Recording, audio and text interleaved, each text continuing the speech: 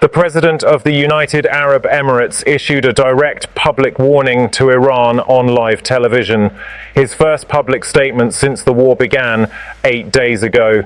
It was the sharpest language any Gulf Arab head of state has used about Tehran since the conflict started, and it arrived while Iranian missiles were still being intercepted over UAE territory as he spoke.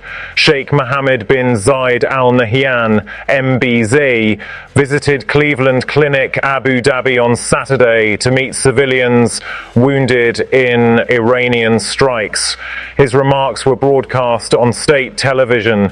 The exact words he chose are the story. He said, "The UAE is beautiful, the UAE is a model to be followed, but I tell you, do not be deceived by that." He said, "The UAE's hand can reach and is strong, its flesh is bitter, and we are not easy prey." He said he wanted to send a message to the enemy of the UAE. He said, "I promise you that what is coming will show us stronger."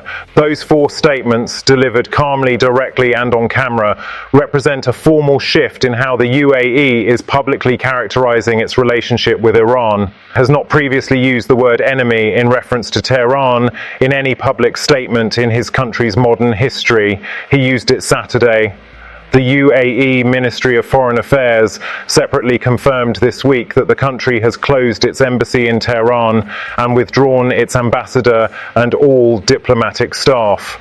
The diplomatic relationship between the UAE and Iran, already severely strained, is now formally suspended.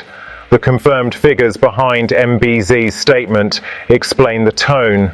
The UAE Ministry of Defense confirmed by Saturday that Iran has launched 205 ballistic missiles and 8 cruise missiles at the UAE since February 28th, a total of 1,397 detected projectiles in 8 days. Of those, 190 ballistic missiles were destroyed, 13 fell into the sea, and 2 landed inside UAE territory. Of the 1,184 drones, 1,110 were intercepted and 74 fell within UAE territory. All 8 cruise missiles were destroyed. 3 people have been killed of Pakistani, Nepali and Bangladeshi nationalities. 112 people have been injured, among them Emiratis, Egyptians, Filipinos, Pakistanis, Iranians, Indians, Bangladeshis, Sri Lankans and Azerbaijanis. The UAE's air defense systems performed at a high interception rate, but the volume of incoming projectiles meant dozens reached UAE territory regardless. The UAE's public posture throughout the conflict has been carefully managed on 2 separate tracks simultaneously. Track 1 is MBZ's Saturday statement, firm, warning and direct. Track 2 is the diplomatic and economic position the UAE has maintained since day one, confirmed by Bloomberg and the National this week, that the UAE does not seek to expand the circle of confrontation and does not believe military solutions create permanent stability. UAE Minister of State for International Cooperation Reem Al-Hashimi confirmed the country's position publicly. Returning to the negotiating table is the only rational way forward. Bloomberg reported that the UAE and Qatar have been privately lobbying allies to help persuade Trump to find a diplomatic off-ramp that would keep US military operations against Iran short. Both tracks, MBZ's public warning and the private diplomatic lobbying for de-escalation, are confirmed and running simultaneously. Saudi Arabia's response to the UAE's position has been significant. Saudi Crown Prince Mohammed bin Salman called MBZ this week to express full solidarity with the UAE and reaffirm Saudi Arabia's readiness to provide all possible support for any measures the UAE takes. That call is notable in the context of a recent and documented rift between Riyadh and Abu Dhabi over developments in Yemen and Sudan that had strained the two countries' relationship since late 2025. The MBS solidarity call represents, at minimum, a temporary closing of that rift in the face of shared Iranian aggression.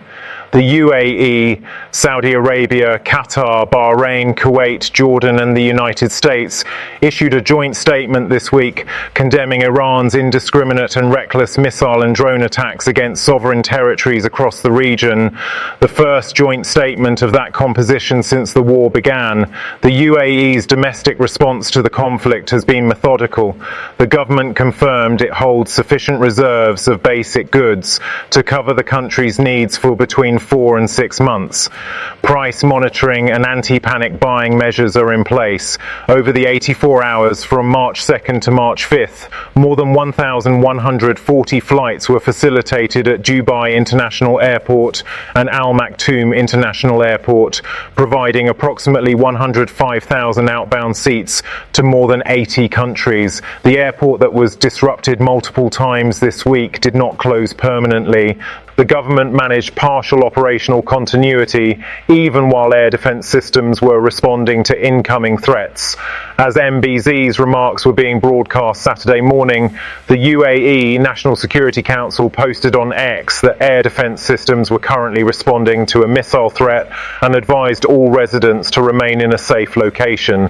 CNN teams in Abu Dhabi reported at least 3 loud blasts. The warning MBZ issued and the interceptions that accompanied it happened at the same time on the same Saturday morning, confirming that 8 days of sustained Iranian strikes on the UAE have not stopped, despite Pezeshkian's halt order issued earlier the same day.